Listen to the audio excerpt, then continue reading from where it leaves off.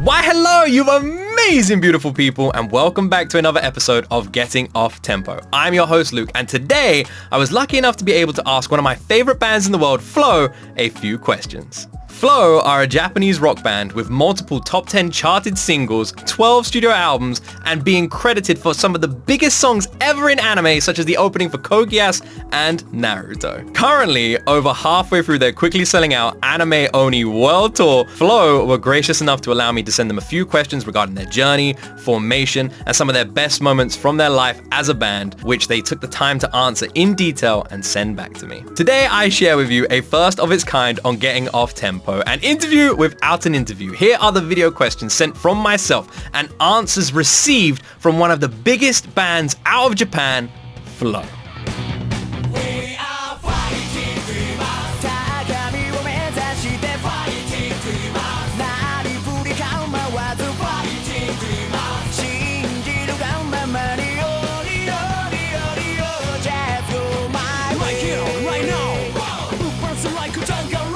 So, my first question for Flow. With Flow freshly celebrating their 20th anniversary and originally forming back in 1998 and constantly gaining new fans since then, for anyone who is new to Flow, perhaps you could share the story of how it was you all met, how did Flow form and come to be? 最初はこの兄弟2人で、曲と歌詞を書いてフローの曲を作り、バンドがしたいぞということで高校の同級生だった K を誘い、そしてバイト先が一緒だったベースのゴッツを誘い、このバイト先の、後輩から紹介してもらったのがドラムの岩崎さんでした。この5人が揃ったのは2000年のことになります。Wow, it's amazing that a band that became so influential all over the world simply started from two brothers just happily and making music together for fun. When starting out as a band in the early stages of your career, who are some of the big bands or the bands and groups that you looked up to for inspiration in the beginning of your journey into the world of music?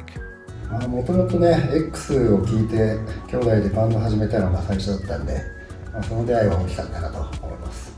X Japan! 僕も一緒です。一番初めはそうでした。X Japan でした。はい。僕ね、もうアメリカンハードロックに入ってんで、モートリー・グルーに憧れてこの世界入ってます。個人的にというか、バンドでなんか一番最初にこういうバンド目指そうねみたいなので話し合ったのはゼブラヘッドっていうアメリカのバンドですね。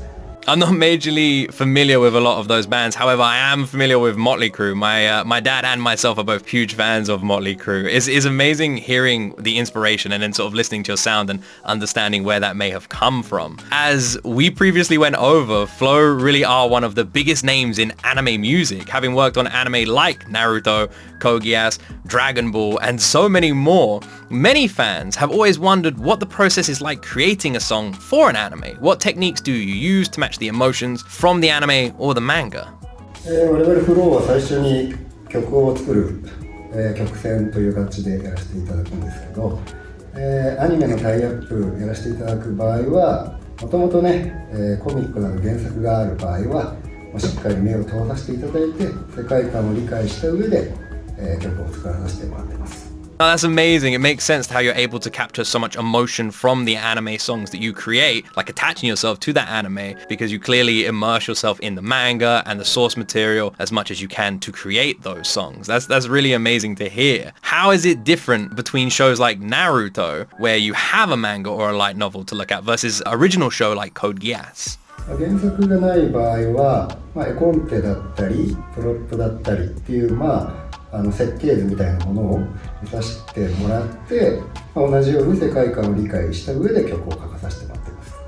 Oh wow, I had no idea that you looked at the actual storyboard or props. That's amazing. If you don't have like the original works to take inspiration from, that's really amazing. Being so involved in the anime scene and fans of Flow and anime always asking questions around the creation of anime openings, I am wondering, as artists who create so many songs used as openings to anime, is there an anime or manga that any of you have always wanted to create a song for or work with on a project that you haven't yet? 今までやってないね。もう日常系のほのぼの日常系。似合うかな。まるちゃん。ちびまる。ちょっと待ってください。国民的なやつ。ピーキャラ。カバー曲になる。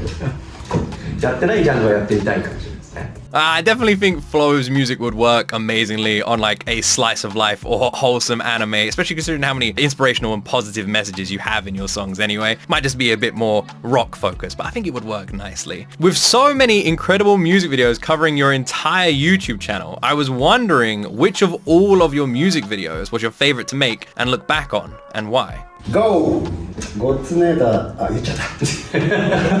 ピード。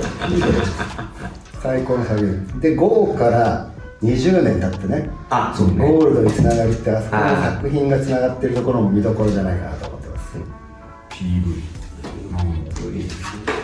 リメンバーとか割と珍しく俺を中心にMV の世界から人がっていうパラレルワールドが入ってしまった人っていう設定が割と好きですね。そうですね。僕はね、全然アニメの曲ではないんですが、ドリームエクスプレスという自分たちのこの MV で、いろいろワイヤーアクションとかいろんなもの挑戦した思い出があって、印象に残ってます。僕ね、あれですよ、カラーズの MV が割と印象に残ってた。床が動くキューブの世界っていうのは割と独特で、実は人力で動かしてるっていう裏話もあったりで結構な作品だと思います。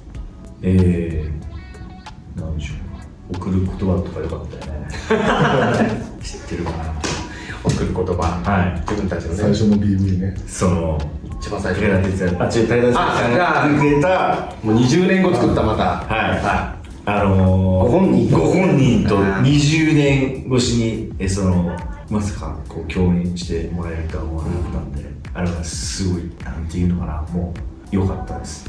Wow, it sounds like you put a lot of like practical effort and effects into the creations of your music videos. I'd love to see more of the behind the scenes. I'm definitely gonna have to look into those. And I love that also when I asked that question, you all had different answers and different memories that you all looked back on with your music video collection. That's really amazing. You've performed on Japan's famous YouTube channel, The First Take, multiple times. I've always wondered what the process is like for preparing for such an intense performance where you only get one shot at your song. What is the preparation like for performing on the first take? Did you decide on the songs you wanted to perform yourselves? And what is it like walking into that plain white room to deliver the performance? From the videos I've watched, you seemed much more excited than you did nervous. いや、とにかくやっぱ緊張感をね、スタッフさんも演出するんですよね。本当にいなくなるじゃない、その空間からじゃあそんないきませんねみたいな。本当に1回だけ。そう、本当に1回だけだし、緊張感はなんか独特なっていうかね。ピック落としちゃった俺。それもね、しましょう。それもファーストテイクですから。ちゃんと使われてますね。使われなかったら俺たち出てない。Oh wow, I love that it is actually just one single take. I had no idea that they left the room as well. I imagine that makes it like a bit more intimidating. But then again, if you're just there with your friends performing a song together, I can imagine it also makes it a little bit more fun. Your world tour is a first of its kind, with Flo performing an anime Oni world tour. Currently, right now, playing Oni songs from anime. What was the idea behind a tour like this? And what made you want to conduct an anime Oni world tour? もうかれこれ、8年ぐらい前になるのかな。そうですね。いよいよそのアニメ主題歌だけでアルバムが作れちゃったり、ライブのね曲数にこう満たされる、そうね、セットリストが作れる、セットリストが組めるというところになって、やっぱりこう世界で本当にアニメのね楽曲がすごく人気で、なんかこう一気にお届けできるようなライブになれると、楽しめるんじゃないかなという形で、提案させていただきました。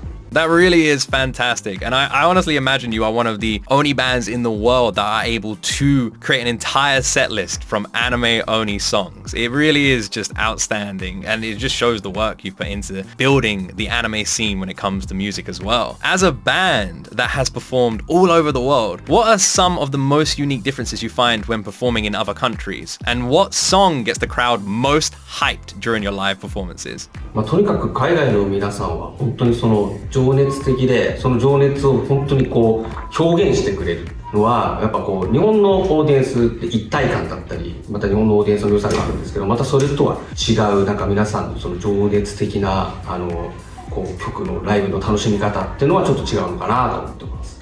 GO! あとカラーズね。カラーズ海外でしかない現象が起こるんですよね。自分もっていうプラカード。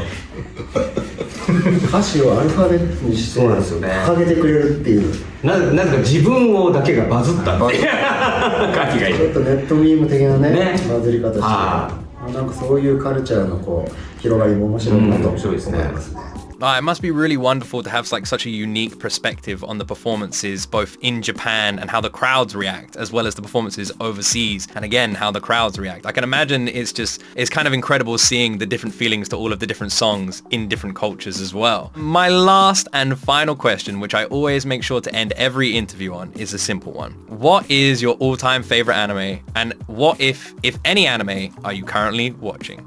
いやーでも本当にマイクールね、作品が増えてきたりとか、いろんなこう角度のね作品が増えてるのが今の現状だと思うんですけど、アニメに関してはやっぱり幼少の頃見たドラゴンボールとかね、北斗の拳とかキャプテン翼とかやっぱり印象深いですよね。でほら続編がやってるじゃん。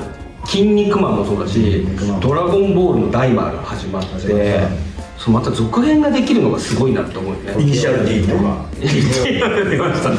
最近あれもあんじゃん、ランマにランマそうだ、あれ続編っていうか、そうだね、とにかくまた新作ですかね。80年代のアニメがもう一度確かにね、形そのままっていうか、その今のメインキャストが全員オリジナル声優さんっていうね、すごいよね。40年経てできんのかい。熱いね。熱いです。なんかその流れに俺ら筋肉マンがそうね、確かにね。また正当な続編なんだね。Oh, amazing, amazing, amazing. Urusei Yatsura and Initial D have been recommended by my community quite a lot, and their anime I definitely would like to check out, especially Initial D. Like the theme song and the music around Initial D is incredible, and the anime itself looks like a lot of fun. Well, Flo, thank you so much for taking the time to answer my questions. It was an absolute pleasure, and I hope to get to sit down with you properly in the future and speak to you face to face. Congratulations and good luck on the rest of your world tour. Thank you so much, Flo, for giving me some of your precious time, and as always, my friends watching at home, you will see me in the next video.